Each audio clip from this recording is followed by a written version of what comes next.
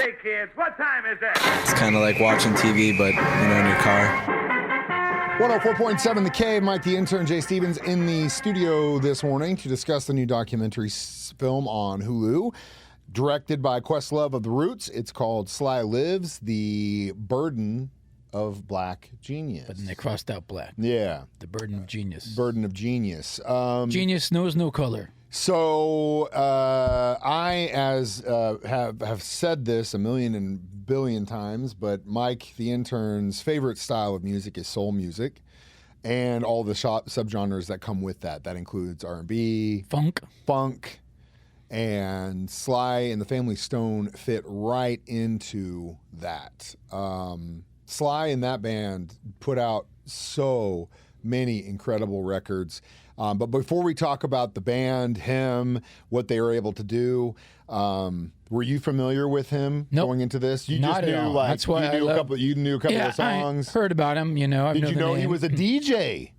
No, I learned he was us. These are the best documentaries when I know nothing about him. Yeah, dude, he was the man. And before we get into that, and I'm sure you were like, this is just like every guy that I loved in the 80s, but he's before all them, bro. Which he was. And again, Sly, just like a lot of the R&B and soul singers of his time, got his start in church.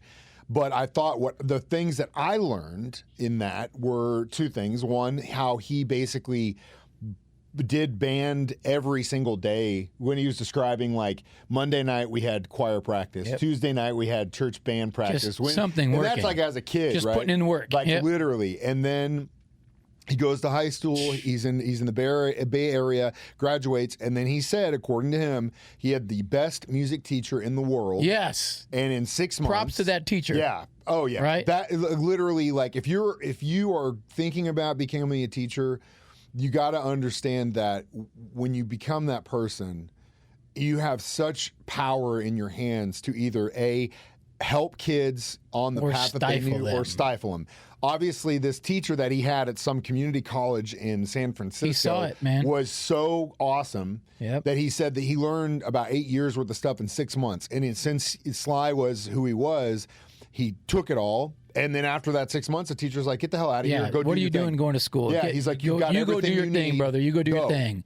Yeah, what a great teacher that was, right? He would go produce a band called The Great Society. And his first single that he produced with them was Find Somebody to Love. Somebody to Love. Which then would be re-recorded with Grace Jefferson, Slick in Starship Jefferson Airplane a couple of years later. But that was his first production credit. And again, this is like 65. That's a banger. He was one of the most popular radio DJs.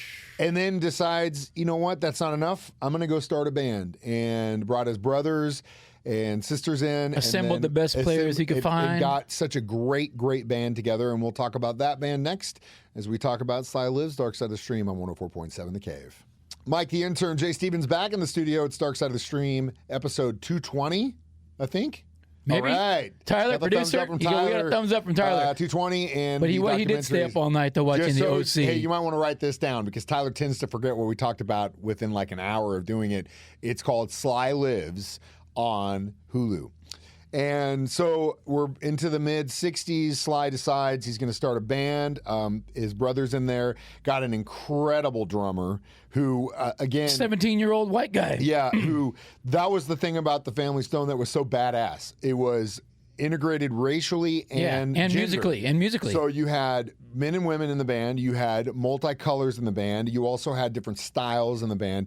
But what would come years and years later when hip-hop started rediscovering Sly and the Family Stone and sampling, his drums specifically are on so many different hip-hop samples. It's unbelievable. It's like Funky Drummer from James Brown. Some of the Sly and Family Stone stuff is just as sampled. Who's getting paid for that? I don't know. Yeah, it's that's the bummer part. Definitely probably not Sly or the drummer.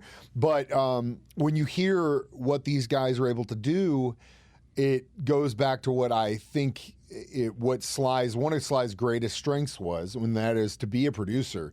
And he said it himself. He goes, he likes to kind of, and what that's a producer's job is to put you in the spot kind of maybe direct you or put you on a path, but then let you go. Let you do your thing. So say, hey, this is kind of what I want, and then let you go. And that's why Sly and the Family Stone work so well as a band, because he had an idea and a vision, but he can't then sit down and play the drums for you and play the bass for you and play guitar for you and then sing up all. Because so many of those songs, bass player maybe sing a line, trumpet player might sing a line, keyboard player might sing a line, a guitar player might sing a line, Sly might sing a line, and it's integrated that way. It was wild, man. Wild to watch. So awesome. And I had no clue that this dude was as huge as he was. Massive. Like the Black Elvis they were calling. They were calling him the Black Elvis. Who knew? Who knew, man? But then, obviously, and dude, the story about Woodstock, the drummer like put down a pile of white powder, threw mescaline into it. Yeah, this is where then blew those things out,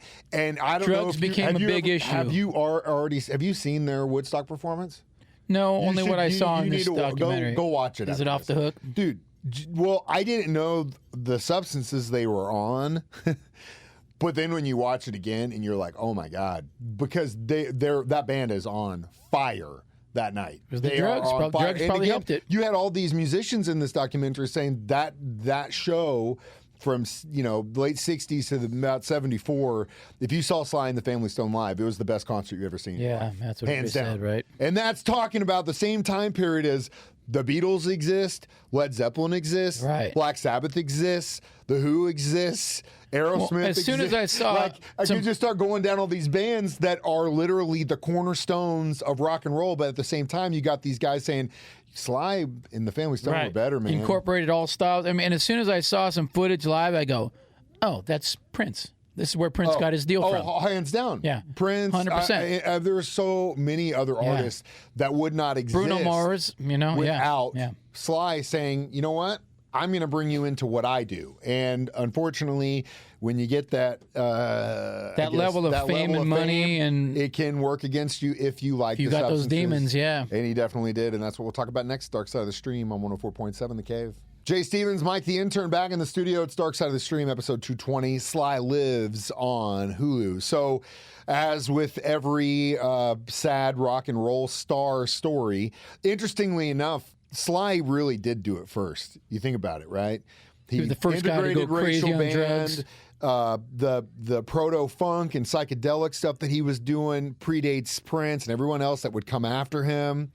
The showing up late for concerts or not showing up late, because I thought that girl who told the story about how he was in the bathroom for like an hour and a half, they had to go back out and play. Yeah, she obviously was in love with him, true, tried to save him. Woo, yeah. But didn't work. His kids being on there. You get hangers-ons. The chalk story with his kid. Yes, with the Monopoly money. The thing is, like, dude, I don't know what your bottom is. I do understand a thing or two about addiction, and I'm not going to speak on it, but I will say that if I ever came home and saw my kid had chalk dust around their nose, because they were chalking I don't up think chalk I could go like any lower than that.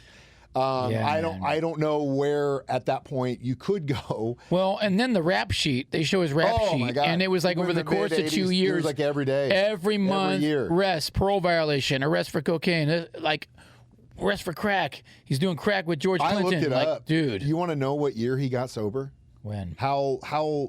I'm amazed that he made it through. Guess what year? 95.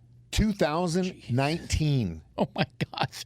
5 years ago, he finally got sober. He got sober 5 6 years ago. Around that time, the word on the street was that he was living in a trailer somewhere. Oh my gosh! In the Crenshaw area of L.A., which you know exactly where the hell that is, and that's like how awesome would it have been literally to find like him, where they shot parts of Judgment Day with Terminator. But anyway, an Escape from L.A. That's not a good spot. But his family and his kids got together, and supposedly he's in a good situation. He's got his own home, and they have a relationship with him. I can't believe he's still alive. That was the biggest takeaway. I was like, the documentary's going, and I'm like, okay, he's probably gonna die here now soon. Probably gonna die, and then like, it stopped. The documentary ended, and I go, I had to Google.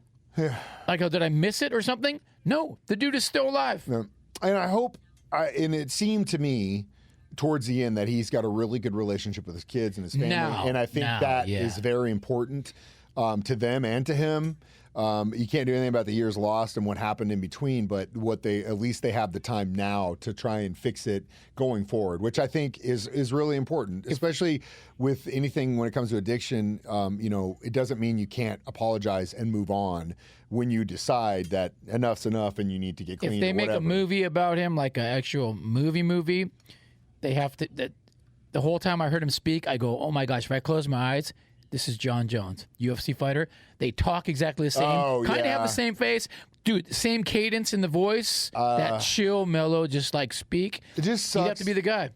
The biopics are cool, but I don't want another biopic. I just want another band to exist like Sly and the Family Stone. We have to start one. We're DJs. We on the right path already. You brought up something that I literally have said 1,000,001 times. Like, if I could start my favorite band, if I could start a band that exactly what I want, it would be a cross between Sly and the Family Stone and Earth, Wind and Fire. If I could figure out a band that exists that has those things in it. Killer horn lines, great singers. Everyone is like that the one best band with around here. Is it the ABS band or whatever? Yeah, ABS. Those they guys do a great job, man. They do a great job. That would with be, and I just closest thing I've seen to that around here. yeah, you yeah. know, But basically. again, I'm just talking about there are bands that exist. Duran Jones, Monophonics, a lot of bands. But Sly and the Family Stone. They laid the groundwork. We'll be back to talk about our reviews of it next. Dark Side of the Stream on 104.7 The Cave. Jay Stevens, Mike the Intern, back in the studio one more time. Dark Side of the Stream, episode 220. Sly Lives on Hulu. So how many everyday people would you give this? Good. I'm going to go 4.5 because it was solid. It was Quest did a really good job. Informative for me because I didn't know about it. You know, I know his angle towards the end, the whole the burden of black genius. yeah, because the he pressure, asked them a lot. the added lever of pressure. That part of it is D'Angelo's part was the one where I thought you needed to really listen to what he's saying, because he says the pressure of my success is also your success because of who you are in this country, being an African American man. And two, the public is a lot less forgiving for people of non-color when they screw up, i.e. Vince Neil. He literally killed someone because he was drunk. 8 months back, he's touring one of the most beloved bands in the country. Right. Had that happen with a black singer, we would have never heard about him again. Man. I mean, am I wrong? Yeah, probably true. I'm not saying good, bad, or indifferent. I'm just stating fact. It was also crazy that he was doing all this massive success during that period of time, how much he crossed over. Yeah, incredible. And then the sad part about it, where he was still doing daytime TV and all that stuff, and showing up, and like running, and like you see all these old people like clapping and stuff like that. It became almost like a character, like a freak show. Yeah, like a freak show type sucks thing. Because that's just so. I know. So, it's like like I said, time moved on, and he kind of didn't. You know, he was in the future, but he didn't adapt to keep continuing. But again, that's because of the substances, hands down. It helps until it starts to hurt and then works against you. But I thought the interviews are incredible. Yeah, I'd give it a perfect score. Yeah, it was cool. It was good. Such a great.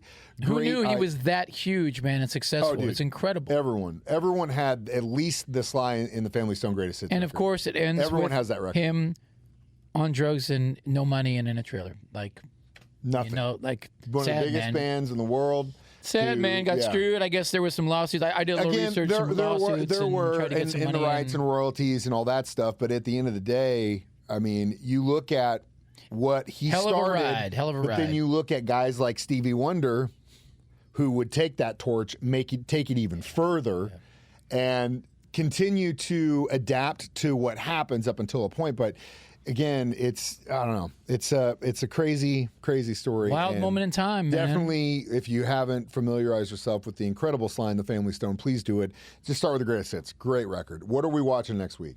We're watching a documentary I stumbled upon on Netflix called Tell Me Who I Am.